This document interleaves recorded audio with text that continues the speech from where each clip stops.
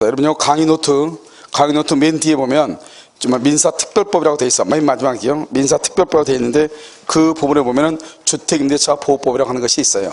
여러분요, 이 주택임대차 보호법은 우리 이제 우리 민법에서는요, 거의 두 문제가 매년 나오죠. 그래서 일단 특별법은 5개예요.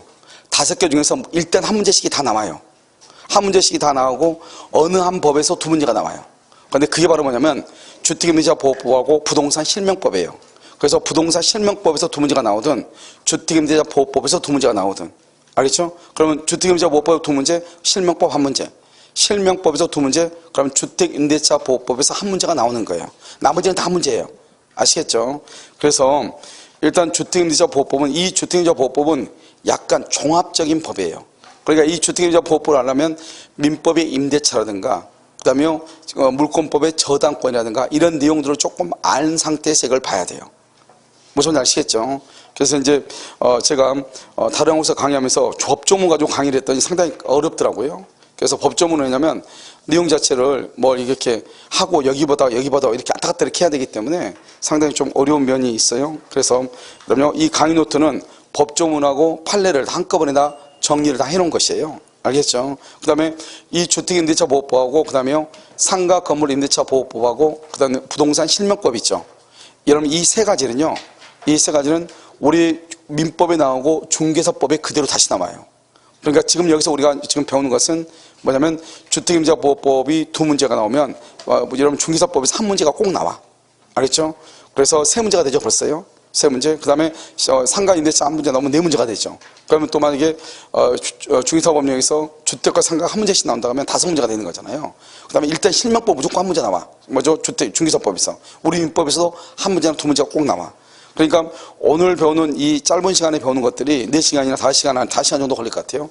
그래서 배우는 것들이 사실은 상당히 많은 양의 것을 차지하는 것이에요. 아시겠죠? 그래서 보통 학생들이 특별법은 포기한다는 그런 말이 있는데 그것은 절대 안 되는 게 이게 민법에만 나오는 것이 아니고 특별법도 같이 나오기 때문에요. 이걸 포기해서는 안 되는 거예요. 그래서 작년에는 특별법이 너무 쉽게 나왔거든요. 법조문 형태로 나왔다면 그대로요. 그래서 작년에는 우리 물권법이 약간 국가고시에서 나왔던 문제들 그대로 나와서 약간 어려웠는데 의외로 민법 총칙이 쉽고요. 그 다음에 특별법이 쉽고 이러다 보니까 사람들이 앞하고 뒤가 쉬우니까 그냥 쉬운 곳으로 이렇게 해요. 사실 문제라고 하는 것은 쉽다 어렵다 얘기하는 게 어렵지만 한 2-3문제만 쉬어도 점수는 확 올라가잖아요. 알겠죠? 그래서 조금 그런 것이 사실 물권법의 정도의 난이도는 조금 있었던 것이다. 이렇게요. 그래서 좀 어렵다 물권법은요. 예년에 비해서 어려웠는데 민총하고 특별법하고 이쪽 부분이 좀 쉽게 나와가지고요. 좀 그랬다 이 말이죠. 그래서 특별법 보시면 우리가 자 보세요. 임대차라고 돼 있죠. 자 민법은 일반법이고 특별법, 주택임대차 보호법, 상가 건물 임대차 보호법은 특별법이다. 그래서 특별법 우선의 원칙이다. 이렇게 나와 있죠. 자 그럼 봐요 여기요.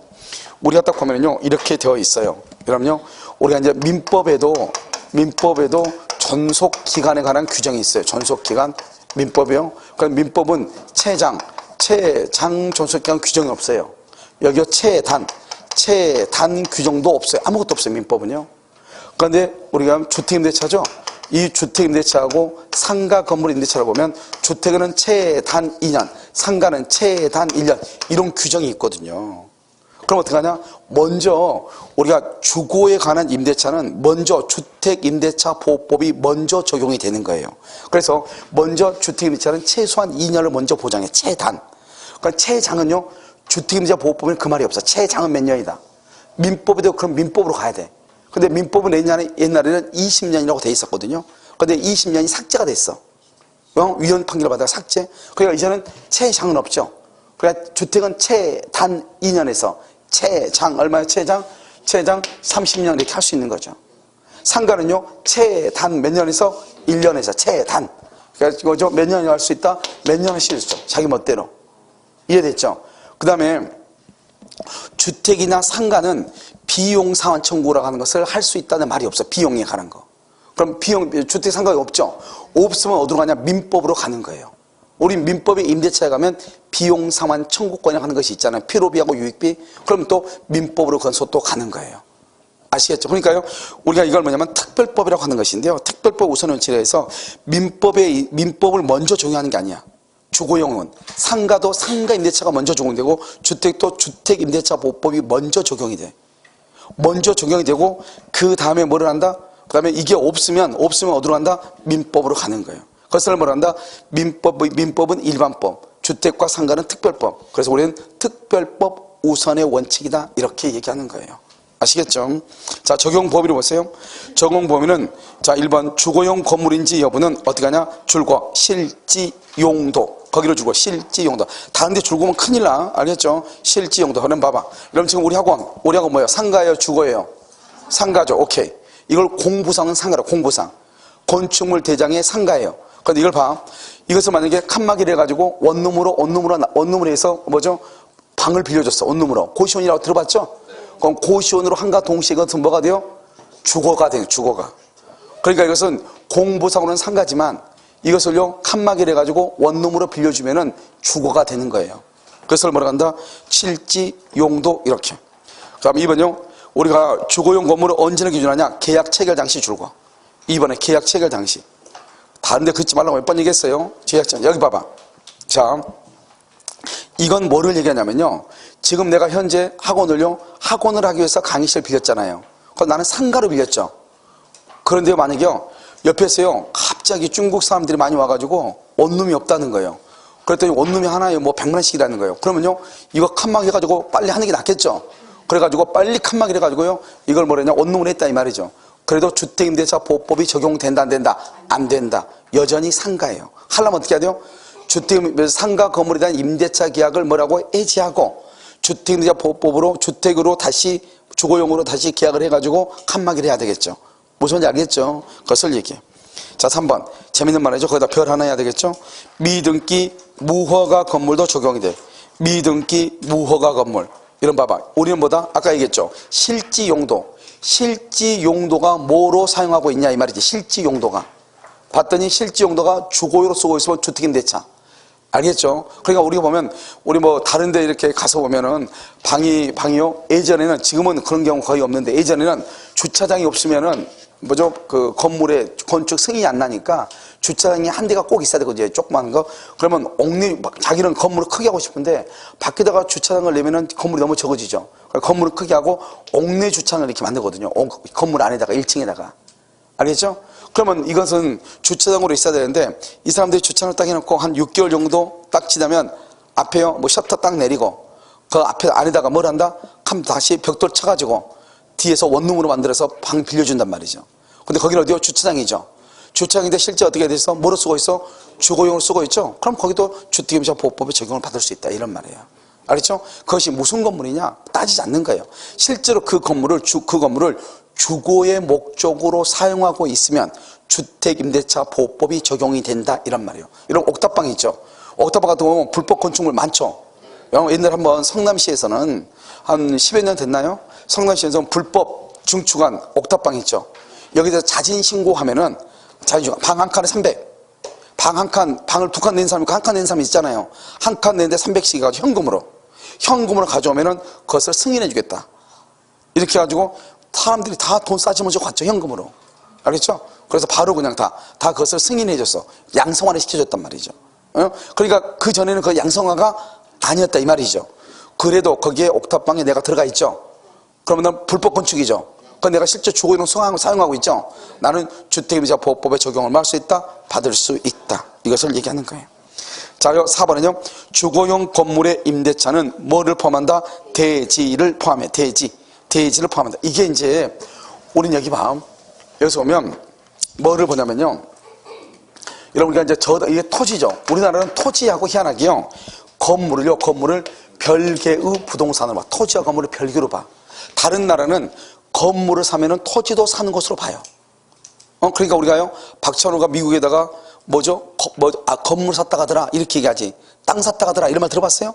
그런 말 하지 않아. 왜냐면 건물을 사게 되면 자연적으로 땅까지 따라오는 거예요. 그런데 우리나라는 토지와 건물이 전혀 별개의 부동산이에요. 그러니까 토지와 건물을 별개로 사는 거예요. 그러니까 만약에 이 건물에 대한 저당권이 있죠. 건물에 대한 저당권이 있잖아요. 그러면 이 저당권은 건물만 경매를 해야 돼. 건물에만 저당이 있으니까. 만약에 돈 받죠? 돈 받을 때도 건물에 대해서만 돈을 받는 거예요. 토지는 받을 수 있어 없어? 없는 거예요. 그럼 이해되셨죠 지금? 그래서 건물에 대해서만 받는다 이런 말이죠. 그런데 이 주택임대차는 참 신기해가지고요. 토지가 있고 여기 건물 있죠? 건물 있죠? 그럼 여기 의료 임차인이죠?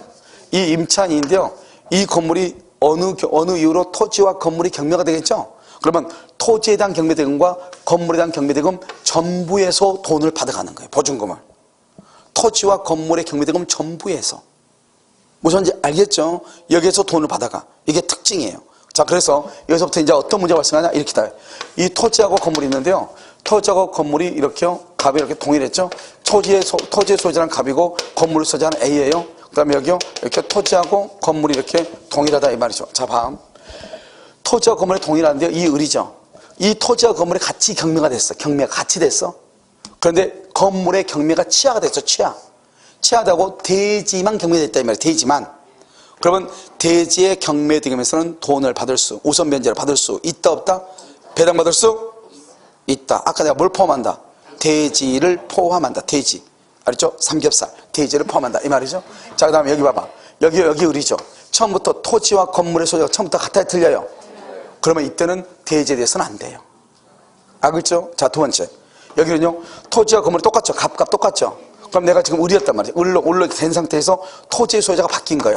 A로 바뀌었어. 나중에. 그래도 이 대지의 경매대금에서 돈을 받을 수 있어. 알겠죠? 이게 중요해.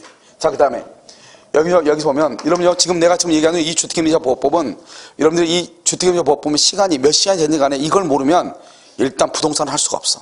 알겠죠? 여러분이 땅만 할 것 아니면 여기서 건물도 하고 이렇게 하려면 여러분들 우리가 보면 매매가 뭐 매년 있는 게 아니잖아요. 매매가 흔히 있는 게 아니죠.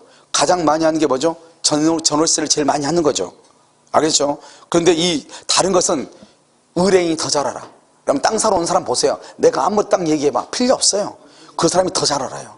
어떤 땅이 필요한지. 내가 아무리 땅 좋다고 해봐도 그 사람이 딱 보고 아니면 아닌 거예요. 그런데 우리가요, 이 주택임대차죠, 주택. 이것은 내가 설명을 해줘야 돼요. 이 사람들이 계속 이것저것 잘 물어봐. 만약에 어떻게 돼요? 1년만 계약하면 2년 살 수 있어요? 없어요? 뭐 2년 살다가 또 더 살 수 있어요? 없어요? 별의별 소리 계속 물어본단 말이죠. 이게 안 되면 부동산이 안 되는 거죠. 그럼 어떻게 소문나죠? 저 집 아무것도 모른다. 소문나죠. 그럼 아무것도 못하는 거죠. 알겠죠? 그래서 이게 주택임대차 보호법은 우리가 최소한의 부동산을 영업을 하려면 가지고 있어야 될 기본적인 소양이에요. 알겠죠? 그래서 여러분요, 오늘 이 주택임대차 보호법의 강의를 듣고 난 다음에는 어떻게 해야 되느냐? 여러분 제 밴드에 보면은 그 위에 그 뭐죠? 제목 있죠? 샵 해가지고 대입장 했잖아요. 그래서 쭉 보면 해시태그 떼고 보면 주택임대차 보호법하고 상가 건물 임대차 보호법이 나와. 거기에 보면 제가 자료를 올려놨단 말이죠. 그 자료를 핸드폰에서 다운받아가지고 꼭 보란 말이죠. 알겠죠? 특히 실무하신 분은 무조건 그걸 봐야 돼. 거기 보면은 서울시에서 뭐라는 거 상담한 거 있죠? 그게 그대로 나와 있단 말이죠. 그러니까 그걸 그대로 이렇게 보면서 상가나 주택을 보면 앞으로 내가 어떻게 상담을 해야 되는가 하는 것이 금방 나와요. 그건 내가 설명하는 것보다 현실적으로 실제 있었던 일이 상담이 된 거잖아요. 너무너무 자세하게 돼 있어요. 알겠죠? 그래서 주택은 작년 2019년 6월을 기준으로 해서 올라가 있어요. 그러니까 아주 최근 자료이죠. 아시겠죠? 그래서 그걸 강의를 듣고 나서 그걸 들으면은 무슨 말인지 금방 알 거예요. 아시겠죠? 그래서 꼭 아침에 이렇게 와가지고 그냥 앉아있지 말고 거기 다운받은 거 있잖아요. 가끔 하나 금방 몇 분 걸리 1초도 안 걸려요. 조금 이건 제목 딱 돼 있어. 상담 딱 돼 있고 내용이 짧게 딱 돼 있어. 답변이. 그래 금방 무슨 말인지 금방 알 수 있어요. 알겠죠? 그래서 여기 보면 이제 토지가 이렇게 있죠. 이 토지에 A가요 저당권이 있어. 먼저 저당권이 2월 1일. 그러고 난 다음에 여기다가 건물을요 갑이 건물을 3월 1일 지어. 그렇게. 그 다음에 여기요 우리요 임차인이에요. 이렇게. 임차인 나중에 이렇게. 그럼 어떻게 하죠? 여기 봐봐요. 먼저 토지에 저당권이 있었죠. 그리고 건물을 지었죠. 이럴 때는 저당권자를 보호하기 위해서 토지에 대한 매각되면서 돈을 못 받는 거예요. 그러니까 먼저 토지에 저당권이 있고 나중에 건물을 지었을 때. 자, 그 다음에 여기요 이게 먼저 이렇게요 학원이야. 학원이요 갑이요 이렇게 여기요 A가요 저당을 잡았어. 근저당을 잡았어. 학원이 아니고 원래는 모텔이었어요. 여기 보면 모텔 같은 데 보면 어떻게 되죠? 시골 좀 구도심 가면은 모텔이 아예 그냥 사람들이 안 가버리죠. 그러니까 거기 보면 다 월세방 있습니다. 뭐 이렇게 해놨잖아요. 안 했어. 해놨단 말이에요. 그래서 이 사람들이 원래는 영업용 건물인데요. 이 영업용 건물을 이 사람들이 주거용으로 옮겨가지고 한단 말이에요. 월세로. 주거용으로 해가지고. 왜냐면 사람들이 안 오니까. 거기 보면 그래서 공사판에서 공사하신 분들 막 이 사람들이 다 이거 사는 거잖아요. 그래가지고 이것이 주거용으로 바뀌었어. A가 주거용으로. 임차인. 그러니까 임차는 여기는 2월 1일이고 이것은 주거용으로 바뀐 건 10월 1일 바뀌었다 이 말이죠. 그러면 임차인이 보호되느냐 근저권자가 보호되느냐 이게 이제 문제가 돼. 왜냐하면 이 건물이 맨 처음에 상가였잖아요. 거의 주거용으로 바뀌었잖아요. 그러면요 근저당권자가 보호된다 임차인이 보호된다. 누가 보호된다? 누가 보호돼? 아까 내가 얘기했죠. 건물이냐 주거용이냐 아니냐 것은 실지 용도. 실지 용도를 가지고 따진다. 지금 실지 용도가 뭐다? 주거죠. 그러니까 주택임대차 보호법이 먼저 적용이 되는 거예요. 무슨 말인지 알겠죠? 그래서 근저당권자보다는 누가 보호된다? 임차인이 보호가 되는 거예요. 이해되셨나요? 그래서 이게 이제 대지를 포함한다. 이게 여기에 나오는 거 전부 다를 지금 얘기한 거예요. 자, 그래서 1번 봐. 기억. 대지와 건물을 일괄 경매 신청 후 줄고 건물에 대한 경매 신청만 취하. 건물 줄 것이고 경매 신청 취하. 건물만 취하 있어. 그러면 뭐다? 대지 동그라미 대지 대금에서 우선 변제가 가능해. 낙찰 대금에서 대지에서. 아시겠죠? 대지에서 우선 변제가 가능하다. 자, 니은 임차주택이 미등기죠? 미등기여도 대지의 매각되면서 우선 변제가 돼. 봐봐. 건물에 토지와 건물 있죠? 우리 아까 미등기 뭐가 된다겠어? 안 된다겠어? 된다겠죠? 이 건물이 미등기예요. 미등기에 을이 들어갔어요. 을이 들어갔어. 그래도 대지하고 건물에서 다 보호되는 건데 문제는 뭐예요? 미등기나 무허가 건물은 경매가 돼야 안 돼요. 이게 문제야. 그래서 내가 여러분한테 미등기 건물에 집어넣어도 돼 사람. 근데 만약에 미등기 건물은 뭐가 돼요? 내가 돈을 못 받았을 때 뭘 할 수 없어요? 경매를 집어넣을 수가 없어요. 이게 문제예요. 그러니까 사는 건 문제가 없어. 그러니까 만약에 보증금이 하나 50만 원에 월세 뭐 얼마다 그러면 미등기 뭐 아니면 무허가 건물 미등기 들어갈 수 있어 없어? 있죠. 싸니까. 그런 건물 아무래도 싸겠죠. 등기 안 되고 무허가는 싸겠죠. 들어가면 되죠. 알죠? 그 정도 돈 다른 데는 어디서 월세가 50인데요. 여기는 30이야. 그러면 뭐 내가 한 2년 살면은 이익이요 손해요? 이익이죠. 그럼 보증금 한 100 정도 하고 들어갔다가 못 받아도 큰 문제는 없잖아요. 그럼 들어갈 만하죠. 그런데요 다른 데하고 똑같이요. 똑같이 1000만 원에 들어갔어. 안 주면 어떡할 거야? 경매 들어가야 되는데 경매 들어갈 길이 있어 없어? 없잖아. 이게 이제 문제가 될 수 있죠. 알겠죠? 그것은 문제가 되는데 그것 빼고는 미등기 무허가 건물도 관계가 있다 없다? 없다 이런 말이죠. 아시겠죠? 그래서요 그러면 여기 내가 미등기 건물에 어디 있어? 미등기 건물에 내가 민차이란 말이죠. 그러면 건물은 경매가 안 되죠. 그럼 뭐만 경매돼? 대지만 경매되죠. 그러니까 이때는 대지의 매각됨에서 우선 변제를 받을 수 있다 없다? 있다. 알겠죠? 무조건 대지는 되니까. 그 다음에 니은요 임차주택 했죠? 디귿 사무실로 사용되던 건물에 근저당권이 설정된 후 사무실 줄고 근저당권이 설정된 후 주거용으로 변경. 주거용으로. 그럼 어떡한다? 이때는 뭐가 이제 원칙적으로 적용된다? 주택임대차 보호법이 적용이 된다. 이렇게. 자, 니을 대지에 뭐가 설정된 후? 저당권 설정된 후. 그렇게 돼 있죠? 저당권 설정된 후 건물을 지어. 그러면 이때 대지의 매각대금에서는 우선 변제를 할 수 있다 없다? 없다. 없다 이 말이죠. 자, 그다음에 5번 미등기 전세죠. 이런 봐봐.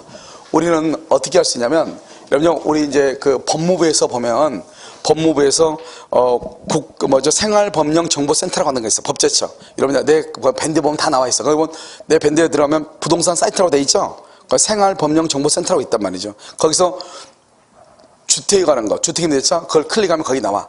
거기에 뭐가 나면 우리서 사글세 뭐 이런 거 있죠. 사글세. 그거는 그냥 법률 용어는 아니지만 실제로 쓰고 있는 것들이죠. 월세만 이렇게 한꺼번에 월세 얼마 주고 이렇게 있는 거 있죠. 이런 것도 있고 그다음에 여기 미등기 전세라고 있죠. 미등기 전세는 뭐냐면 봐. 우리가 전세권이 있죠. 전세권은 뭐냐? 여기서 물권이죠. 물권. 이 물권으로서 전세권은 반드시 전세금을 주고 전세금. 월세가 차임이 있어 없어? 월세 없고 반드시 뭘 해야 돼? 등기를 해야 돼. 등기. 전세금을 주고 반드시 등기를 해야 전세권으로서 물권이라고 그래요. 그런데 봐봐. 전세금 줬죠. 월세 없죠. 그런데 등기가 됐어 안 됐어? 안 됐죠. 그것을 미등기 전세라고 얘기하는 거예요. 이것은 채권이 되는 거예요. 채권. 임대차하고 똑같아. 임대차하고. 알겠죠? 거기서 한번 봐봐. 미등기 전세 임대차하고 똑같아. 적용이 돼. 6번 일시사용. 우리 작년에 시험에 나왔죠? 작년에 일시사용. 일시사용이 뭐죠? 이런 모텔에 들어가서 한 2, 3일 잠자는 거. 우리 봐봐. 우리 주택임대차 보호법 뭐예요? 처음부터 끝까지 뭐가 나와? 월세가 나와. 월세. 전속기한 몇 년을 보장해? 2년을 보장해. 최소한 2년을 보장해. 그런데 일시사용은 뭐예요? 모텔 가서 며칠 자는 거죠. 그건 적용이 된다 안 된다? 논리적으로 안 되죠. 그래서 일시사용은 논리적으로 적용될 수가 없는 거예요. 아시겠죠? 그 다음에 법인. 이런 봐봐. 우리는 뭘 해야 돼? 우리 주택임대차보호법은 전입신고를 해야 돼. 전입신고. 근데 법인은 주민등록번호가 있어 없어? 없죠? 그래서 법인은 적용이 안 돼. 주택은 상가는 뭐냐? 상가임대차는 사업자 등록을 꼭 해야 돼. 사업자 등록. 근데 법인이 뭐 회사죠. 회사는 사업자 등록을 한다 안 한다? 하죠. 해죠. 사업자 등록. 그러니까 법인은 상가에는 적용이 돼. 그런데 주택에는 적용이 된다 안 된다? 안 된다 이 말이죠. 그런데 언제나 안 되는 것이 아니고, 자 봐봐. 법인 중에서 되는 게 있어. 뭐가 있다? LH공사. LH공사. 그 다음에 뭐가 있냐면 지방공사. 지방공사. 그 다음에 중소기업. 이렇게 세 가지. 자, 여러분 혹시요 여기 보면은 지자체가 돈이 많은 데가 있어. 지자체가 돈이 많은데, 알죠? 뭐 안산시라든가, 거기 시황공단이죠. 공단. 안산시라든가. 그 다음에 저기 보면 구로구. 예전에 어디냐면 용인시. 에버랜드 때문에 돈이 엄청 많은데 용인시가 지금 망했어. 뭐냐면 경전철이지. 경전철을 독자적으로 만들어가지고 시장들이 막 돈 빼먹고 별짓 다 해가지고 망했어 지금. 거기 옛날에 용인 같은 데는 에버랜드에서 나오는 돈이 세금이 워낙 많아가지고 지금 돈이 엄청 많았거든요. 그러니까 거기 용인시 같은 경우는 뭐냐면 길거리 아예 그냥 프랜카드가 그냥 있었어요. 뭐냐면 빌라. 용인시에서 빌라 구입합니다. 빌라 전세 최장 뭐 5년인가 뭐 8년인가 10년인가 이렇게. 그래서 어떻게 하냐면 여러분 LH공사에서 보면 여러분 아마 빌라라든가 아파트 같은 거 가지고 계신 분들 보면 LH공사에서 아마 매입한다고 나올 거예요. 또는 전세로 한다고 나올 거예요. 그럼 어떻게 하냐면 이렇게 하는 거죠. 우리가요 그냥 원래 이 집을 내가 들어가려면 6천에 한 100 정도로 줘야 돼. 월세를요 6천에 100 정도. 그런데 LH공사에서 그걸 6천에 100으로 빌리죠. 빌려가지고 일반 무주택 서민들 있죠. 또는 모자 가정이라든가 무슨 말인지 알겠죠? 이렇게요. 그런 분들한테 어떻게 하면 1000에 40, 30 이렇게 한단 말이죠. 그리고 만약에 아이가 모자 가정인데 엄마하고 있죠? 이런 경우 만약에 애가 3명이다. 그러면 애들 3명이다. 엄마 1명이죠? 그럼 보통 방은요 3칸 이상을 줘요. 알겠죠? 여러분요 이게 LH공사가 보면은 임대주택이라고 있단 말이죠. 각 지역마다. 여러분 거기 엄청나게 잘 돼 있어요. 그러니까 이것은 부끄러거나 그렇게 할 필요가 없는 거예요. 내가 힘이 없을 때는 잠깐 어디 기댈 수 있으면 기대는 거예요. 그래서 일단 돈을 조금 어떻게 한다? 저축할 필요가 있는 거죠. 그래서 그런 시스템이 엄청나게 잘 돼서 우리나라에. 근데 의외로 모르는 사람들 엄청 많더라고요. 그렇죠? 물론 이제 거기 이제 조건들이 있어. 뭐죠? 수입을 얼마 이상 되고 안 되고 이렇게. 그러니까 모든 수입은 내 통장에 들어온 건 다 수입으로 봐. 알겠죠? 내 통장에 들어오는 거. 그러니까 통장 관리를 잘해야 돼. 누군가가 나한테 한 500 한번 푹 집어 넣어주죠. 그럼 1년간 했더니 1,500이 된다. 예를 들어서. 그럼 1,200까지는 되고 뭐 이렇게 있을 거 아니에요. 그럼 또 자격 요건도 안 될 수 있어요. 그런 관리를 그러니까 거기 LH공사가 들어가면 잘 돼 있어요. 알겠죠? 거기서 임대주택의 어떤 조건 같은 경우. 여러분 아주 중요해요. 그게요. 그리고 만약에 여러분요. 예를 들어서 뭐 부모하고 살고 부모하고 같이 이렇게 있는데 부모님이요. 뭐 아무것도 없다. 그러면 어떻게 합니다? 세대 분리해가지고 부모만 해가지고 뭐 한다? 신청할 수 있죠. 무슨 말인지 알겠죠? 그렇게 사거나 또는 뭐 부모를 이렇게 나이가 있거나 뭐 이렇게 한 부모를 또 모시는 분은 또 가산점이 또 있어요. 그렇죠? 이런 조건들이 거기 보면 다 있어. 그래서 거기에 가서 이제 신청을 하면 LH공사가 이 아파트를 해가지고 보통 빌라 같은 경우는 8년에서 10년 정도 이렇게 해가지고 자기네들이 올수리를 해요. 그래가지고 이제 빌려주죠. 그럼 여기 좀 이따 나오지만 그 사람들 우리 뭐냐? 입주자라고 그래. 입주자. 알겠죠? 그렇게 해가지고 여기서 빌려주면은 여기서 이제 LH공사가 했어도 여기 누군가가 여기 들어갈 거 아니에요. 이 사람이 들어가서 이 사람이 전입신고를 하죠. 그러면 이 사람의 전입신고를 LH공사 전입신고로 봐주는 거예요. 알겠죠? 자, 그 다음에 지방공사도 마찬가지고 아까 내가 용인시 얘기했죠? 용인시 이렇게. 그러면 구로공단. 구로구 있죠? 구로공단, 거기가 구로 디지털 단지로 바뀌었잖아요. 그리고 거기가 지금요, 뭐냐면, 아파트 공작의 지식산업센터라고 해가지고, 거기가 엄청나게 지금 구로구가 아마 서울에서 가장 돈이 많을 거예요. 재정자립도가 1일 거예요, 아마. 거기가요. 그러니까 그런 데는 엄청나게 잘 돼 있어요. 특히 여러분 구로구 같은 데는요, 어디가, 가로등이 나갔다고 얘기하죠? 그럼 0.5초 만에 와가지고 가려줘요. 알죠? 남는 게 뭐밖에 없으니까요? 돈밖에 없으니까. 진짜라니까요? 왜냐면 구로구에 다니시는 분들 그래. 그냥 귀찮으니까 메뉴 딱 들어오면 해준대요. 알죠? 그리고 그 돈을 쓰지 않으면 서울시에서 예산을 또 따올 수가 없어. 그러니까 예산이 남잖아요. 우리나라가 뭐가 문제냐. 예산이 남으면 그걸 이월에서 사용해야 되는데 예산이 남으면 그만큼 그 다음 예산에서 또 제외를 시킨대. 알겠죠? 그러니까 그런 거 살아난다고 했죠. 그러니까 중소기업은요. 우리가 보면 중소기업 같은 경우는 기숙사를 만들려면 돈이 얼마나 많이 들어요. 관리하려면. 그러니까 중소기업에서 어떻게 한다? 직원들의 어떤 기숙사를 마련하기 위해서 아파트라든가 빌라 같은 걸 잡잖아요. 잡으면 옛날에는 다 법인 이름으로 계약을 하거든요. 그러니까 예전에는 보호가 안 됐단 말이죠. 그런데 중소기업에서 잡아가지고 직원을 거기에 집어넣어. 그러면 직원이 들어와서 전입신고하죠. 그럼 그 직원의 전입신고를 누구로 전입신고로 봐? 법인의 전입신고로 봐. 근데 이 직원이 중간에 퇴사하죠. 그럼 나갈 거 아니에요? 그러면 또 대항력이 없어져. 그럼 또 다른 직원이 또 들어올 거 아니에요? 또 그 직원이 들어온 그 다음날 0시부터 또 대항력을 또 인정하는 거예요.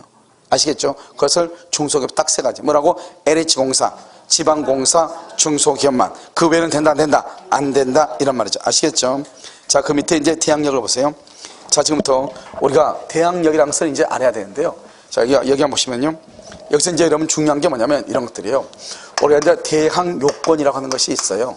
대항요건은 주택의 인도 플러스 전입신고예요. 주택의 인도와 전입신고. 그럼 언제요? 이 길 오전 몇 시부터요? 0시부터. 이 길 오전 0시부터 뭐가 생긴다? 대항력이 생겨. 그럼요, 여기 이 대항력이란 말하고 대항요건이란 말하고 다르거든요. 대항요건은 이거거든요. 대항력은 이거거든요. 알겠죠? 서로가 다른데 사법시험도 보면 대항요건하고 대항력을 가리지 않고 그냥 써요, 용어를. 알겠죠? 예전에 보면은요. 그러니까 굳이 이것을 여러분들이 구별할 필요는 없겠지만 실질적으로 대항요건하고 대항력은 전혀 다른 말이에요. 아시겠죠? 자, 한번 볼까요? 이 대항력이라는 말을 지금부터 설명을 하면 이렇게 갑이 있고 여기 을이 있죠? 을이 임차인이죠. 임차인은 채권이죠. 채권이니까 원칙적으로는 채권은 특징과 특징이니까 대항력이 없는 거예요. 그래서 이 사람이요, 보증금 1억 원에 월세 100만 원 주고요, 1월 1일부터 10월 1일까지 있는데 갑자기 중간에 집주인이 바뀐 거예요. 5월 1일 날 병으로요. 이 병을 뭐라 한다? 이 사람은 양수인이라고 얘기하는 거예요. 양수인 이렇게. 그럼 양수인 집을 사가지고 5월 1일 사가지고 을한테요, 갑자기 5월 1일 너 나가, 이렇게 나가, 이렇게 하면요, 이 을은 뭐라 한다? 나는 10월 1일까지 계약했는데 이렇게 주장할 수 있냐 이 말이죠. 무슨 말이야? 나 10월 1일까지 계약했는데 이렇게. 그 다음에요, 보증금을 그럼 누구한테 받아야 돼? 당장 나가면 보증금을 누구한테 받아야 돼? 이게 문제가 되잖아요. 알겠죠? 그럼 봐봐요. 이 사람은 양수인이죠. 양수이니까 이 사람은 뭐다? 소유자죠. 소유자는 채권이다, 물권이다? 물권이죠. 임대차는 뭐다? 채권이죠. 물권과 채권이 부딪히면 누가 우선한다? 물권이 우선하죠. 이 사람 나가야 된다니까요. 중간에. 그럼 나가니까 어떻게 돼요? 보증금은 갑한테 받고 이것은 10월 1일까지 주장을 못해. 이것을 뭐라 한다? 대항력이 없다고 얘기하는 거예요. 그럼 대항력이 없으면 을은 갑에게만 모든 것을 주장하는 거예요. 그런데 여기에서요, 이렇게 이제 갑이 있죠. 갑이 있고 여기 을 있죠. 을 있으면 1억 원에요, 월세 100만 원이에요, 1월 1일부터 10월 1일까지요. 이렇게요. 여기 5월 1일이죠. 5월 1일 이렇게 병한테 이렇게요. 병한테 그걸 양수인이라고 얘기해요. 그런데 이 을이요, 뭐가 됐거나 등기가 됐거나 전입신고가 됐거나 이게 문제죠. 그래서 등기나 전입신고 이렇게. 그럼 여기서 뭐다? 여기서 등기나 뭐가 됐다? 전입신고. 이 등기나 전입신고를 뭐라 한다? 이것을 뭐라고 얘기해? 대항력이다. 이렇게 대항력이다. 그래서 대항력이 등기는 언제나, 여러분 등기는 원래 언제부터 효력이 있죠? 접수시. 그러니까 2월 1일 접수하고 2월 3일 등기가 이제 완료가 되죠? 그러면 접수할 때부터 효력이 있어요. 이게 이제 우리가 약간 문제가 돼요. 그래서 여러분요, 앞으로 이제 부동산을 중개하거나 여러분들이 이제 부동산을 구입할 때 특히 여러분요, 반드시 등기를 봐야 돼요. 그리고 반드시 특약사에다가 써달라고 해야 돼. 오늘 등기 있냐 없냐, 접수한 게 있냐 없냐. 그래서 반드시 없는지 확인하고, 그 다음에 뭘 해야 되냐면 내가 등기를 할 때까지 중간에 어떠한 등기라도 있으면은 민사상 형사상 책임을 묻는다. 이렇게 사기로. 알겠죠? 부동산 사기. 왜냐? 접수가 2월 1일 접수가 됐어도 등기가 완료가 된 것은 2월 3일 날 완료가 되면 2월 3일 등기부에 등기가 올라가기 전까지는 등기부에는 아무것도 있어 없어? 없다. 그런데 내가 2월 2일 날이요, 2월 1일 날 내가 거기 들어갔다 이 말이죠. 들어갔는데 내가 들어갈 때는 아무것도 없어가지고 들어갔는데 나중에 보니까 2월 3일 날 등기가 돼가지고, 그러면 등기가 언제부터 효력이 있어? 2월 1일부터 효력이 있으니까 내가 갑자기 나는 1번인 줄 알고 있는데 몇 번으로 돼? 2번으로 밀릴 수 있단 말이에요. 지금 이게 지금요, 계속 여러분 지금 부동산 뉴스에 나오고 있는 거잖아요. 지금 이게. 우리나라가 접수 시부터 효력이 발생한다고 해가지고 지금 이게 지금 법이 개정된 게 몇 년 되거든요. 그 이후부터 지금 계속 이게 발생하는 거예요. 왜냐면 내가 임대차 계약서를 쓸 때는 아무것도 없었는데 등기부가 깨끗했는데 나중에 아무것도 모르고 그냥 깨끗하고 내가 1번이라고 생각하고 있죠. 계속 경매가 되는데 내가 2번이라는 거예요. 보니까 중개업소는요 없어진 거예요. 알겠죠? 그럼 누구한테 다 손해냐고 이게 이제 문제가 된단 말이죠.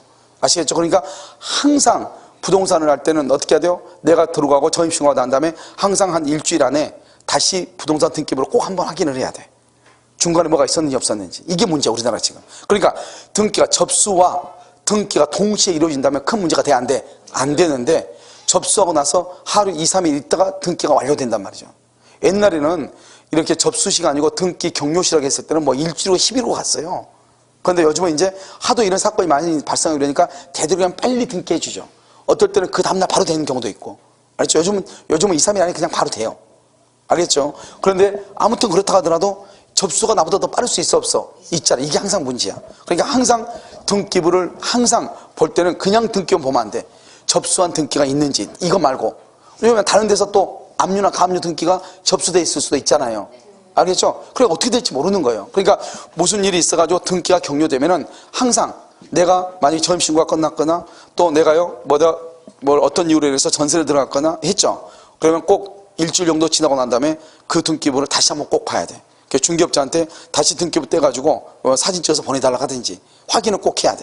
지금은 그걸 만약에 하지 않으면 나중에 큰 낭패를 볼 수 있어.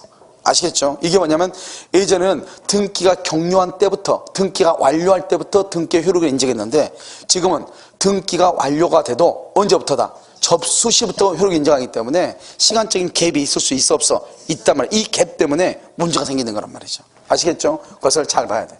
그러면 여기서 이제 등기하고 전입신고에서 대항력이 있다. 그런데 그 건물이 주진이 5월 1일 바뀌었죠. 나는 1월 1일 날 등기했는데 그래서 이 사람이요 5월 1일 날 사가지고 우리한테 나가 그러죠. 나가 그러면 어떻게 한다? 이 을은 뭐라 한다? 나는 5월 1일부터 언제까지? 10월 1일까지 살다가 나가겠다 이 말이죠. 무슨 소리야? 나 10월 1일까지 살 거야 이렇게. 그러니까요 봐봐 을이 갑하고 10월 1일까지 계약을 했죠. 이 10월 1일까지 갑하고 계약한 것을 갑한테 주장하지 않고 누구한테 주장한다? 병한테. 이걸 제3자라고 그래. 그래서 대항력을 뭐라고 한다? 제3자에 대한 효력이다 이렇게 얘기해. 제3자에 대한 효력이다. 무슨 말인지 알겠죠? 그래서요 여기 5월 1일부터 10월 1일까지 이렇게 주장하고요. 보증금은 누구한테 청구한다? 병한테. 왜요? 10월 1일 날 되면은 이 건물주가 누구다? 병이죠. 그래서 이 양수인을 뭐라 한다? 양수인을 임대인의 지위를 뭐 한다? 승계한다 이렇게 얘기해. 임대인의 지위를 승계한다. 결국 뭐다? 10월 1일까지 내가 이 집 살아야 되잖아요. 그러면 10월 1일 끝나면 보증금을 병한테 받아야 되잖아요. 결국 갑이 나가고 갑자리에 병이 들어온다 이 말이죠. 그것을 뭐라고 표현해? 임대인의 지위를 승계한다 이렇게. 한번 보세요. 대항 요건은 주택인도와 전입신고죠. 언제부터? 그 다음날 0시부터. 자, 그 다음에 왼쪽 거 봐봐. 그림 밑에 왼쪽 거. 여러분요 거기 보면 갑하고 을하고 계약을 거기다 써. 2월 1일이라서 봐. 2월 1일 이렇게 써봐. 2월 1일 이렇게. 그 다음에 을하고 갑하고 병하고를 3월 1일이라고 써봐. 3월 1일. 그러니까 갑하고 을하고 2월 1일에 임대차가 있었는데 갑이 병한테 3월 1일 팔았다 이 말이지. 매매를. 무슨 말인지 알겠죠 지금? 이런 경우요 이 을이 병한테, 그럼 병은 지금 전입신고 안 됐죠? 전입신고 X라고 써. X 돼 있나요? 자, 대항력이 돼 있죠? 대항력이 없다 이 말이죠. 됐죠? 자, 그러면 봐봐요. 거기다 써. 임차 을은 병에게 대항 X. 을은 병에게 대항하지 못한다 이 말이죠. 그래서 을은 병에게 대항하지 못해. 아시겠죠? 자, 그럼 오른쪽 한번 봐봐요. 똑같이 갑하고 을하고 2월 1일 써봐. 2월 1일. 그 다음에 갑하고 병하고 3월 1일 써봐요. 썼어요? 그런데 지금 을이 지금 어떻게 됐죠? 전입신고가 돼서 뭐가 있죠?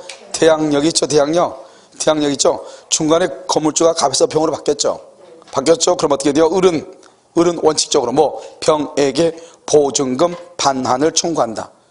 알겠죠? 원래는 누구한테 청구해야 돼? 갑에게. 그런데 누구한테 청구해? 병에게. 이걸 말한다? 대항력 행사. 대항력 행사에 대해서 제3자에 대한 효력 이렇게. 제3자에 대한 효력 이것을 얘기해. 자, 그런데 봐봐요. 을에서 갑으로 예외 봐봐. 예외는요, 이때 뭘 한다? 이 일을 제기해. 이 일을 제기하면 갑에게 보증금 반환을 말 수 있다. 청구할 수도 있다. 이러면 왜 그래요? 이러면 봐봐. 여기 봐봐요. 이 을이 왜 갑하고 계약을 했겠어, 을이? 여기 보면 갑하고 을하고는 뭔가 맞겠죠. 이런 봐봐. 우리 집에 월세를 들어오는데 내가 그냥 월세를 주나요? 돈 많이 준다고? 봤더니요, 완전히 깡패 두 분까지 생겼어. 그럼 준다, 안 준다? 안 주죠. 알겠죠? 그런데 월세 들어오는 사람들 보니까요, 집주인이 너무 까탈스럽게 생겼어. 들어가, 안 들어가? 안 들어가죠. 이게 바로 뭐냐? 우리가 임대차는 하루 이틀을 사는 것이 아니고 장기로 산단 말이죠. 최소한 2년. 그러니까 어떻게 해야 돼요? 상대방을 내가 믿을 수 있는 관계가 돼야 되잖아요. 무슨 말인지 알겠죠? 그러니까요, 믿을 수 있는 신뢰관계가 돼야 되기 때문에 이 사람은 나는 이 사람 믿고 샀는데, 여기 들어왔는데, 월세가 좀 비싸도 들어왔는데 너무 좋아가지고. 근데 중간에 집주인이 바뀐다고 하는데 집을 보러 온 사람, 집을 사러 온 사람이 와서 인사를 한단 말이죠. 인사하는데 완전 고랑말코같이 생겼다 이 말이죠. 알겠죠? 그럼 어떻게 해야 되겠어, 이거? 살아야 돼, 도망가야 돼? 도망가야죠. 그러니까 어떻게 한다? 아, 나는 그냥 그렇지 않아도 이사 가려고 맘먹었는데 그냥 나갈게요. 이렇게. 그럼 어떻게 한다? 주인이, 아, 그래? 그러면은 매매대금에서 어떻게 해요? 매매대금에서 이 사람 나간다니까 내가 줘야 되죠? 이게 3억인데, 보증금이 1억인데, 그럼 1억 빼고 매매대금을 하려고 했더니, 이 사람 나간다 하니까. 그러면요, 매매대금을 다시 얼마나 한다? 3억으로 해가지고 3억 받아서 1억 주면 되죠. 그래서 이 일을 제기하면, 이게 뭐느냐? 임대차는 채권이죠. 채권은 사람과 사람 간의 관계죠. 그걸 신뢰관계라고 그래. 신뢰관계가 깨지니까, 알겠죠? 건물주가 바뀌거나, 그 다음에 임차인이요, 전차인한테 물건을 줬어, 물건을. 전차인한테. 근데 내가 딱 보니까 나는 을을 믿고, 임차인한테 을을 믿고 싸게 줬는데, 갑자기 을이요, 나한테 묻지도 않고 병한테 전대차를 줬어. 그러면 어떻게 해요? 나는 병을 처음 보는 거잖아요. 그럼 기분 나빠? 나쁘죠. 그러니까 뭐다? 나하고 신뢰관계가 깨졌다 이 말이지. 그래서 나는 뭐란다? 임대인은 임차인한테 너 나가? 이렇게. 마찬가지로 집주인이 바뀌었죠. 임차인 입장에서는 자기도 집주인하고 임대인하고 신뢰관계죠. 근데 보니까 집주인이 바뀌었다 이 말이죠. 그럼 신뢰관계가 깨지죠. 그러니까 나 나가겠다 이 말이지. 그렇지 않고요. 딱 보니까 집주인을 딱 보니까 내가 해볼 만해요. 그런 사람들 있어 없어? 있잖아요. 만만해 보이죠? 그럼 어떻게 해야 되겠어? 살아야 돼, 나가야 돼. 살아야죠. 눌러 앉아야죠. 아, 그러면 그렇게 하세요. 나는 기간 동안 살게요. 이렇게. 그걸 뭐라 한다? 대항력이다. 제3자에 대한 효력이다. 이렇게 얘기해. 그러니까 봐봐. 우리가 대항력이라는 것이 뭐다? 대항력은 을이 갑에게 주장할 수 있는 모든 것을 갑이 아니고 그것을 그대로 제3자한테 주장할 수 있느냐? 그것을 대항력이라고 그래. 그래 항상 법조문에 뭐라고 나온다? 제3자에 대하여 효력이 있다, 효력이 없다 이렇게. 제3자에 대해서. 그러면 제3자에 대한 효력을 뭐라고 한다? 대항력이다 이렇게. 그래서는 봐봐. 등기라 하게 되면 첫 번째 추정력이 있어. 추정력, 그 다음에 대항력이 있어. 등기하면. 왜? 등기는 등기부에 모든 것이 다 공시가 되잖아요. 그러니까 내가 이 집에 들어가서 전세로 계약을 했어. 전세금 1억, 계약 기간은 2년 딱 돼 있단 말이죠. 그러면 그 전세권 등기가 딱 돼 있으니까 누구나 그걸 보고 아, 저 사람은 저 집에서 2년 살고 전세금은 1억이구나 하는 것을 알아 몰라? 알죠. 그러니까 어떤 사람이 와가지고 너는 1억이 아니고 5천이다 이렇게 하면 돼? 안 돼? 안 되죠. 그러니까 등기부에 나와 있는 내용 그대로를 다른 사람들한테도 그대로 말할 수 있다, 주장할 수 있다. 그것을 뭐라고 한다? 등기의 대항력이다 이렇게 얘기해. 그래서 그러면요, 나중에 뭐가 시험에 나오냐? 아무것도 아닌 것 같지만 등기가 없더라도 제3자에 대하여 효력을 주장할 수 있다. 그러면 돼? 안 돼? 절대 안 돼. 특히 환매에서 잘 나와. 환매는 부기등기를 해야 되거든요. 환매의 등기가 없더라도 제3자에 대하여 효력을 주장할 수 있다. X란 말, 그거 안 돼. 만약에 등기가 없더라도 제3자에 대해서 효력을 주장하려면 그건 뭐가 돼야 된다? 그 제3자에 대해서 효력을 주장하려면 그것은 뭐가 돼야 되면 법정 갱신 같은 거. 전세권의 법정 갱신. 법정, 등기한다 안 한다? 안 하죠. 법정은 등기하지 않으니까 등기 없이도 대항할 수 있다, 주장할 수 있다 이런 말이 나올 수 있는데 그렇지 않고 등기 없이도 대항할 수 있다 이런 말이 나오면 된다 안 된다? 안 돼. 그걸 딱 생각하면 돼. 그것을 대항력이다 이렇게. 다시 자, 원래 채권은 대항력이 있다 없다? 없다. 없으니까 제3자한테 주장할 수 있다 없다? 없다. 종전 임대인에게 반환을 청구한다. 그러면 전입신고나 등기가 있다. 그럼 뭐가 생긴다? 대항력이 생긴다. 대항력이 있으면 제3자에게 말 수 있다, 주장할 수 있다. 그런데 상당한 기간 안에 뭘 하면 이 일을 제기하면 종전 임대인에게 주장할 수 있다 없다? 있다. 그래서 다른 국가고시 보면 뭐가 나오지? 이런 게 나와.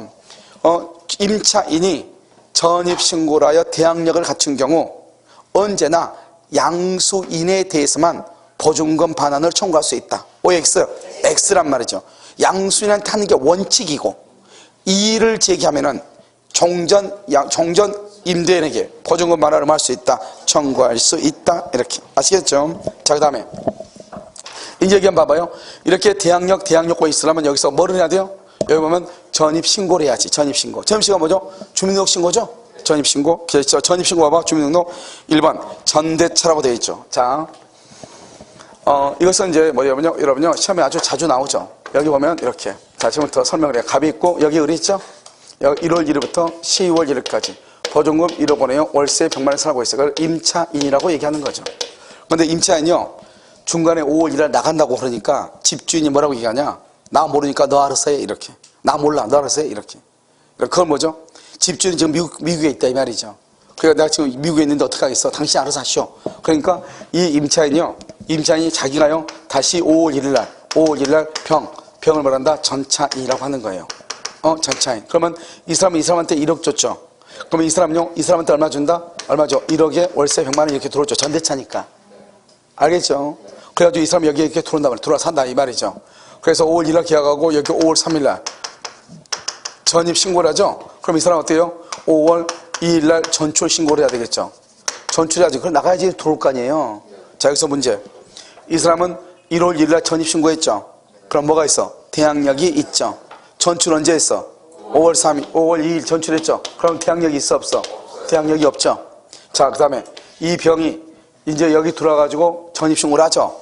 전입신고하죠. 그러면 5월 4일 0시부터 뭐가 생겨? 대항력이 있죠. 5월 4일부터 대항력이 있죠. 여기서 문제. 이 대항력은 병에게 생긴다, 을에게 생긴다. 이게 중요해. 이 대항력은 병에게 생겨요, 을에게 생겨요, 대항력이? 누가 대항력을 갖는다? 을이 갖는다, 병이 갖는다? 자, 오케이. 자, 여러분, 일단 내가 질문할 때는 약간의 그 눈치를 좀 동원해. 알겠죠? 병이 당연히 생기면 내가 병이 갖는다 물어보겠어요? 생각 한번 해봐. 알겠죠? 자, 봐봐. 우리 항상 채권은 뭐다? 갑하고 을하고 채권이죠. 그 다음에 을하고 병하고 채권이죠. 을은 갑에게 돈을 줬죠. 그러니까 이 집이 경매되면 돈 받을 사람은 을이다, 병이다? 을이다, 병이다? 눈 없어요? 을이 줬고, 이건 병은 을한테 줬잖아요. 을은 갑한테 줬잖아요. 그러니까 갑의 건물이 경매가 되면 돈을 경매되면서 돈 받을 사람 누구다? 을이죠. 을이 돈 받아야죠. 병은 그럼 어떻게 해야 돼? 을이 경매되면 돈 받아서 을이 병한테 돈 줘야죠. 무슨지 알겠죠? 그런데 이 사람 지금 전출 신고했죠. 전출하면 돈 못 받아. 알겠죠? 그럼 이 상태에서 경매되죠? 그럼 이 사람은 돈을 못 받을 가능성이 100%예요. 알겠죠? 다른 사람이 다 받으니까. 그런데요, 이 사람이 지금 와서 전입신고 해놨죠. 전입신고를 어떻게 돼요? 그러면 대항력이 있죠. 언제부터? 5월 4일 0시부터. 이 대항력이 병한테 생각해봐. 대항력이 있고 확정죄가 있다 해봐, 병이. 그러면은 갑의 건물이 경매가 돼도 이 사람은 돈을 못 받아. 왜? 이 사람은 갑한테 돈을 준 적이 있어 없어? 없잖아요. 그러니까 돈 못 받는 거예요. 돈은 누가 받아야 돼? 을이 받아서 병한테 줘야 되겠죠.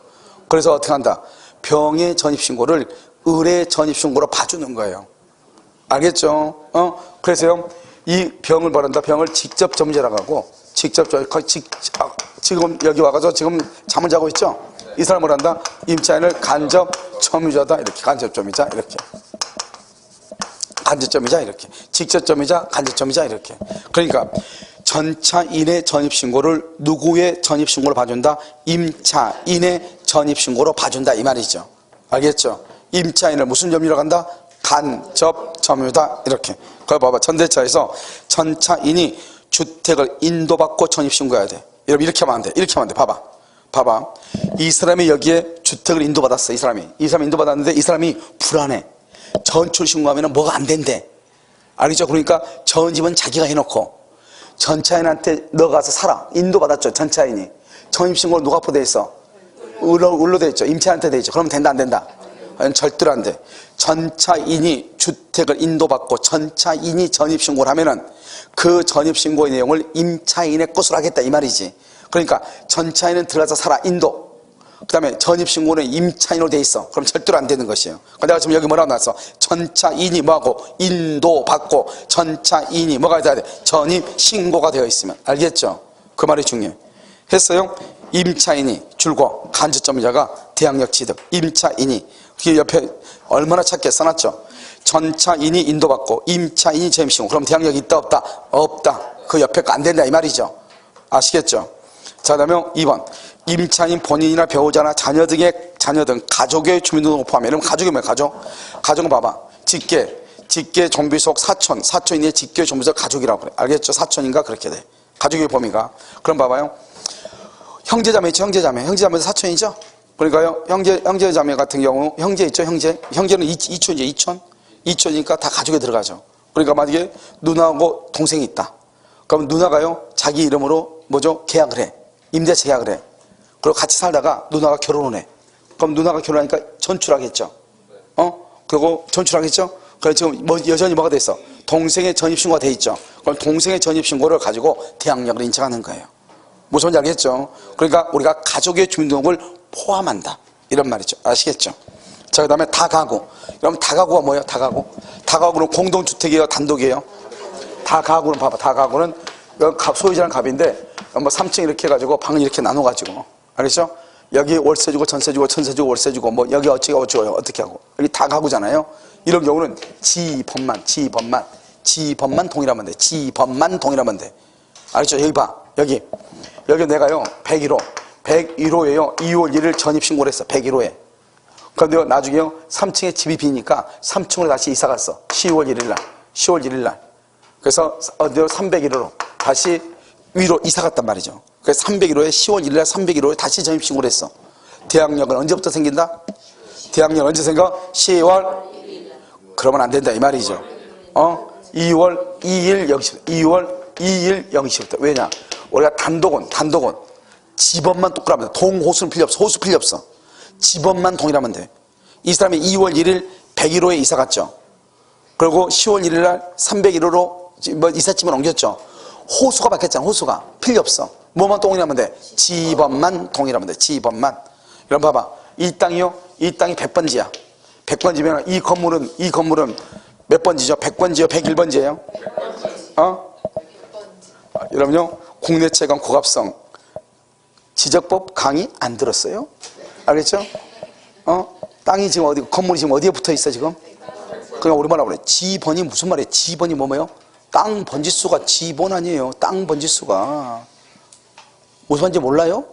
그러니까 땅이 100번지면 건물도 100번지 있겠네. 그건 똑같은 거죠.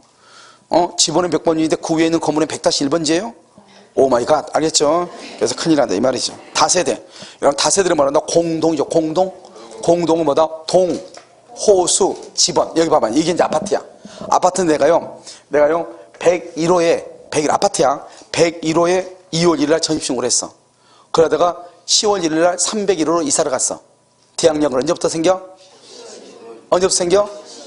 여러분 얘기했죠. 떨 필요 없다니까. 오늘 보니까 밖에 대기 온도가 2도던데 2도. 영상이다 이 말이잖아요. 그럼 이 정도가 되면 몸이 풀려야 되잖아요. 알겠죠?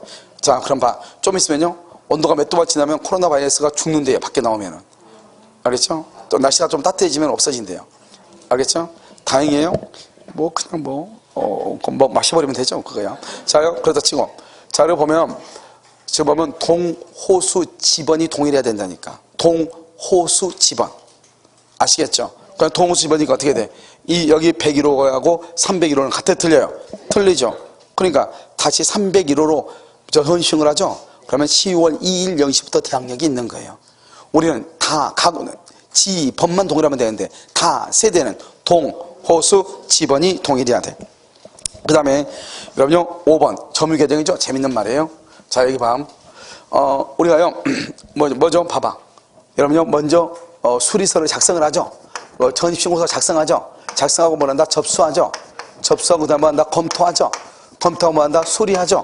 수리해서 주민등록부에 등재를 해. 이렇게. 아시겠죠? 그러니까 우리가 주민등록 전입신고는 어느 단계를 전입신고를 하는가? 이게 문제가 돼. 첫 번째. 주민등록 전입신고는 어디를 전입신고를 한다? 수리를 전입신고를 하는 거예요. 수리를 전입신고. 됐죠, 지금? 자, 그럼 우리가 접수할 때요. 100이 정확한 집원이에요. 100번지로 해가지고 100번지로 수리돼가지고 100번지로 등재돼. 이게 원칙이죠. 알겠죠? 자, 그런데 봐. 100번지로 작성했는데 검토도 100번지로 수리도 100번지로 됐는데 공무원이 101번지로 했어. 공무원이 내가 한 것이 아니고 잘못 지금 주민등록부에 등록됐죠? 이런 경우는 대항력이 있다 없다? 대항력이 있다 이 말이죠. 대항력이 있다. 알겠죠? 대항력이 있다. 자, 두 번째. 여기가 101로 잘못해서 잘못 작성했어. 그런데 수리할 때 공무원이 그걸 몰랐어. 101번지는 없는데 잘못 오고 그냥 101번지로 해가지고 101번지로 이렇게 됐어. 이렇게 공무원 때문에. 원래는 100번지인데 101번지로 내가 신고를 잘못했어. 공무원이 그걸 발견을 못했어. 그래가지고 101번지로 등록이 됐어. 이런 경우는 전입신고가 된다 안 된다? 그것은 내가 잘못했으니까 안 돼. 내가 잘못했으니까. 여기는 공무원이 잘못했죠. 수리할 때 이미 올바로 수리됐죠. 그러면 끝이야. 등재가 잘못된 것은 관계없어. 됐죠? 이렇게. 자, 그 다음 100번지로 신고했어. 100번지로. 그런데 검토 단계에서 공무원이 뭐라고 하냐? 100번지 없는데요? 이렇게. 100번지가 있는데 101번지가 100개 없으니까 101번지로 다시 써오래. 원래는 몇 번지인데?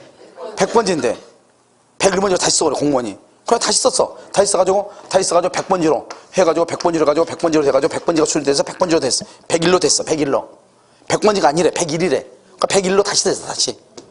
공무원 때문에. 나는 똑바로 했는데 공무원이. 알겠죠? 공무원이 있어가지고 말을 잘못하겠네. 없어서 한마디 했는데. 알겠죠? 공무원이. 알겠죠? 공무원이. 자, 그럼 이것은 된다 안 된다? 대항력이 없다고 돼 있네. 없다고 돼 있잖아요. 그것은 뭐냐? 수리하기 전이니까 아직 전입신고가 됐어 안 됐어? 전입신고는 수리를 전입신고라고 그래. 수리가 되기 전에 발려있잖아요. 전입신고가 있어 없어? 없죠. 없는데 다시 작성해서 다시 접수됐잖아요. 그리고 100일로 수리됐잖아요. 그래서 대항력이 없는 거예요. 무슨지 알겠죠? 자, 그럼 봐봐. 거기 신고도 작성하고 접수하고 수리하고 등기한다. 수리가 신고다 이 말이죠. 기억. 주민등록 신고는 행정청이 수리 거기 줄고 수리한테 공무원의 차고 줄고 공무원의 차고 그래도 맨 끝에 대항력이 인정돼. 공무원의 차고도 인정이 돼. 그 다음에 디귿 신고서가 줄고 수리되기 전 공무원이 착오로 수정을 요구해. 올바른 신고서가 착오로 수정을 요구했죠. 그러든지 말든지 수리되기 전이 중에 그러면 신고되기 전이죠. 이때는 전입신고가 올바르다 올바르지 않다 대항력이 있다 없다 아시겠죠? 그것을 얘기를 해. 됐나요 지금요? 자, 4번 봐. 4번 안 했네. 4번요. 현관문의 표시가 현관문은요 101번지 101호로 돼 있어. 건축물 대상에 101호로 돼 있어. 등기부는 1층 101호로 돼 있어. 무슨 말인지 알겠죠? 봐봐. 현관문에는요 101호로 돼 있어. 건축물 대상에도 101호로 돼 있어. 근데 등기부는 1층 101호로 돼 있어. 이런 101호하고 1층 101호는 완전히 달라요. 지층 101호가 있을 수도 있잖아요. 지하 101호가 있을 수도 있고. 그러니까 1층 101호하고 그냥 101호가 다르죠. 유효이다 무효이다? 유효라고 돼 있네. 미안해요. 이런 봐봐. 우리는 봐봐. 동호수 집안. 이것은 권리다 사실이다. 사실이죠. 사실은 등기부가 우선한다 대장이 우선한다? 대장이 우선하죠. 대장이. 알죠? 권리는 뭐가 우선하고? 등기부가 우선하고. 알겠죠? 그래서 대장이 기재대로 했으면 비록 등기부상의 기재와 다르다 할지라도 전입신고 효력을 인정하는 거예요. 무슨 말인지 알겠죠? 이런 봐봐. 우리가 보면 이거 뭐라고 그래? 이거 뭐라고 그래? 여기 봐봐. 건물이 이렇게 서 있죠? 건물이 서 있어. 여기서 1층이에요. 그런데 건물이 여기서 이렇게 돼 있어. 이렇게 돼 있어. 여기 산이 있어. 이렇게 산이 있어가지고 이렇게 돼 있어. 이렇게 유리창이 이렇게 있고 여기서 이렇게 해가지고 여기로 이렇게 돼 있고 여기 이렇게 돼. 이걸 뭐라고 그래? 이러면요 이걸 지층이라고 그래. 지층. 알겠죠? 뒤에서 보면은 뭐야? 반지하죠. 뒤에서 보면 반지하잖아요. 앞에서 보면 1층이잖아요. 그러니까 이 사람들 절대로 지층 101호로 하지 않아. 그럼과 동시에 월세 20만 원 까이는 거예요. 알겠죠? 뭐라고 얘기해? 그냥 1층 101호라고 그래. 그러니까 현관문에 1층 101호 돼 있으니까 1층 101호 전입신고했어. 그런데 등기부는 당연히 지층 101호 돼 있을 거 아니에요. 등기부는 당연히. 그러면 전입신고 효력이 있다 없다? 없는 것이에요. 현관문의 표시가 중요한 게 아니야. 알겠죠? 대장이나 등기부상의 표시가 중요해. 이해되셨죠 지금? 현관문의 표시대로 전입신고하면 안 된다고. 아시겠죠? 거기서 현금으로 표시는 절대로 중요하잖아. 자, 그 다음에요. 여기서 이제 얘기하고, 그 다음에 5번. 점유 계정이죠? 점유 계정. 여기 한번 봐봐. 지금부터 여기서 이제 두 가지를 설명을 하는데, 자, 여기 갑이 있죠? 갑이 있고, 여기 을이 임차인이에요. 이 임차인이 있다가, 이 임차인이요. 병한테 전대차요. 전대차를 줘가지고, 이 사람 여기요. 5월 1일 날 들어왔어. 5월 1일 날. 전대차를 줬죠? 5월 1일 날 전대차 했죠? 그러면 누구한테 대항력이 생겨? 임차인인데 병한테 전대차 줬죠? 전차인이 5월 1일 전입신고해서 들어와가지고 인도받고 전입신고. 그럼 누구한테 대항력이 생겨? 누구한테? 몇 월 며칠? 거기 가서 봐. 여러분요, 잠깐 있어봐. 여러분 지금 강의 듣고는 있어요? 이게 지금 학습의 그 칠판을 바라보는 집중도는 엄청나게 우수한데 오늘은 말을 잘 하기 싫은가 봐요. 알겠죠? 자, 봐봐. 내가 아까 말했어. 전차인이 전입신고하면 이 전입신고를 누구의 전입신고를 본다? 임차인을 직접점이다, 간접점이다. 간접점이요. 그러니까 임차인한테 5월 2일 0시부터 대항력이 있다고. 알겠죠? 자, 첫 번째. 그 다음에 두 번째는 그러다가 이 사람이 7월 1일 이 을이 등기를 했어. 등기했단 말은 임대 아파트인데 분양받았다 이 말이잖아요. 무슨 말 알겠죠? 그럼 이 사람이 등기했으면 이 사람 뭐가 돼? 소유자가 돼. 이 사람은 그럼 뭐가 돼? 임대인이 되죠. 임대인이 되죠. 그럼 이 사람은 뭐가 돼? 이 사람 병은 뭐가 돼? 임차인이 되는 거죠. 임차인. 그러면 이제 전입신고 효력은 을한테 있어야 돼? 병한테 있어야 돼? 아니, 자기가 집주인인데 자기가 전입신고가 뭐가 필요해? 알겠죠? 누구한테 생겨야 돼? 이 병한테 생겨야죠? 병은 그러면 이 사람은 7월 1일 날 등기한 날로부터 소유자가 되죠. 그러면 이 사람은 언제부터 대항력이 되는가? 언제부터? 5월. 그래서 언제냐? 동시에 이렇게 동시에. 여러분요, 이 사람한테 있던 건 갑자기 나한테 와요? 알겠죠? 이 사람한테 있던 건 갑자기 나한테 와냐고. 이 사람하고 이 사람이 7월 1일 날 등기하죠? 그러면 동시에 그때부터 이제부터는 내가 임차인이 되죠? 내가 이제부터 대항력이 돼. 우선 알겠죠? 아주 좋아. 알겠죠? 했어. 큰일 날 뻔했어. 알겠죠?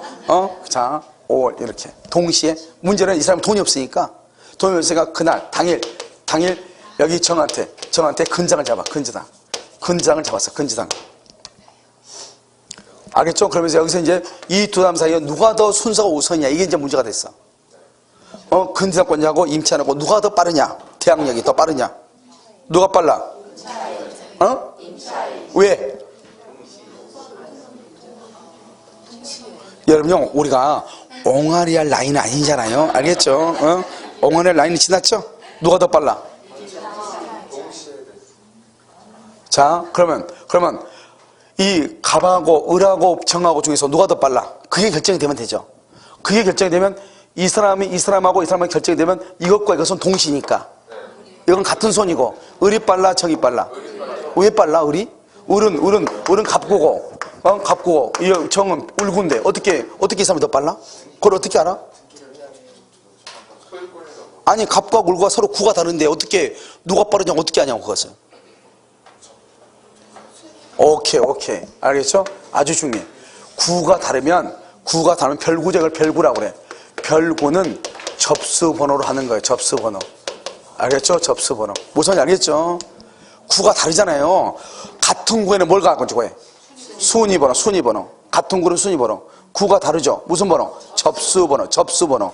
그러면 먼저 소유권 이전 등기 먼저 하고, 그 다음에 오전에 등기하고, 오후에 근장 잡았을 거 아니에요. 그러면 소유권 이전 등기하기에 접수가 더 빠를 거 아니에요. 얘가 얘보다 빠르죠? 그러면은 얘하고는 똑같죠. 순서가 똑같죠. 동시니까. 결국 임차인이 누구보다 빠르다? 근저당권보다 빠르다. 이렇게 되는 거예요. 무슨 말인지 알겠죠? 아무것도 아니죠. 세상에서 제일 쉬운 게 민법이니까. 알겠죠? 자, 그 다음에 한 번만 더 봐. 이게 하나가 돼 있고, 그 다음에 하나는 더 뭐냐? 이 갑이 2월 1일 전입신고를 하고, 이 사람이 등기를 했어. 등기했는데, 여기 5월 1일 을하고 매매를 했어. 그러고 나서 이 사람이 여기 갑이 을하고 5월 2일 임대차 계약을 체결했어. 월세를 해가지고. 우리 그런 사람 있어, 없어? 집 팔고 다시 산 사람이 많아. 여러분요, 의외로 있잖아요. 집 팔고 집 사는 사람이 지금 투자 목적으로 집을 사. 그럼 뭐라 하냐? 아, 그럼 우리 어차피 이사 갈 건데 그냥 이 집에서 그냥 그 전세라든가 월세로 다시 사면 안 돼요? 해가지고 집 팔고 그 집에서 바로 사는 사람이 있어. 알겠죠? 팔고 그 장 살아. 임차인으로. 언제? 5월 2일 이렇게. 그런데 이 사람이 등기는 을한테 10월 1일 날 등기를 했어. 등기는 10월 1일 날. 임대차 계약은 5월 2일. 매매는 5월 1일. 알겠죠? 다 들었죠? 못 들은 척 하지 말고 질문할 것 같으니까 긴장을 하고 계시는 것 같아요. 알겠죠? 준비는 그래도 된 것 같아요. 질문이 어렵지 않고요. 자, 언제부터 대항력이 있다? 갑은 언제부터 대항력이 있어? 갑은 2월 1일 날 전입신고했어. 그래가지고 5월 1일 날 팔았어. 5월 2일 날 임대차 계약을 했어. 등기는 을한테 10월 1일 날 등기해줬어. 이렇게 됐단 말이죠. 언제부터 대항력이 있다? 언제? 5월? 또 10월 하고 말아버렸어. 왜? 아닐 것 같아. 왜? 자, 여기서 이제 얘기하는 거예요. 우리가 공시라고 하는 것을 얘기해요. 공시가 무슨 말이냐? 공시, 그렇죠. 누구한테 알리는 거죠. 공시는 내가 누구라고 알리는 거예요. 임대차는 채권이죠. 채권은 두 사람 간의 문제이죠. 그래, 두 사람 간의 문제니까 남이 알아 몰라? 모르죠. 몰라. 이게 문제야. 우리가 등기 외에는 등기나 저당권이나 소유권 등기나 전세권 등기는 등기부를 펼치면 누구나 다 알 수 있어. 근데 그 집에 세대서 사는 사람은 알 수가 없단 말이죠. 알죠? 그 집에서요. 그 집에서 한 남자가 나와요. 한 여자가 나와요. 여자는 세든 사람이고 남자는요 집주인이에요. 근데 둘이 같이 나오면 부부로 봐버려 그냥. 왜? 누군지 모르니까. 알겠죠? 그럼 어떻게 해야 돼? 이마에다가 임차인하고 써붙여야 돼요. 그게 공시잖아요. 공시. 그러니까 우리는 공시 기능이 임대차는 약하단 말이죠. 그래서 전입신고하는 날부터 인정하지 않는 거예요. 그래서 언제부터? 그 다음날 0시부터 인정하는 거예요. 등기는 언제부터? 그때부터. 접수할 때부터. 그런데 전입신고는 언제부터? 그 다음날 0시부터. 공시 방법이 완전하지 않으니까 누가 보면 이 사람이 임차인지 아닌지 그걸 어떻게 하냐고. 그래서 그 다음날 0시부터로 보는 거예요. 그러면 이때의 공시라고 하는 것은 뭐냐? 임차인으로서의 공시를 얘기하는 거예요. 임차인. 누가 봤을 때? 제3자가 봤을 때. 제3자는 항상 뭘 보고 기준한다? 등기부를 가지고 기준한다. 그러면 갑은 2월 1일부터 지금 계속 언제까지? 10월 1일까지. 을한테 등기를 해주기 10월 1일까지. 갑 앞으로 등기가 돼 있죠? 그러니까 제3자가 봤을 때는 누구를 소유자로 본다? 갑을 소유자로 본다. 그럼 갑은 임차인이 될 수 있다 없다? 없다 이 말이죠. 언제부터다? 10월 2일 0시부터 갑에게 대항력이 생기는 거예요. 언제부터? 10월 2일. 왜? 갑 앞으로 등기되어 있으니까 누가 보더라도 이 사람은 누구죠? 소유자잖아요. 소유자. 지금 누구를 찾는 거죠? 임차인을 찾는 거잖아요. 알겠죠? 그래서 봐봐. 5번. 전입신고를 마친 소유자가 주택을 매도한 후 다시 임차한 경우 줄곧 소유권 이전 등기를 격려해준 다음날 0시부터. 소유권 이전 등기를 격려해준 다음날 0시부터 뭐를 취한다? 대항력을 취득한다 이런 말이죠. 무슨 말인지 알겠죠? 여기까지 하고 일단 잠깐 쉬도록 그렇게 하겠습니다.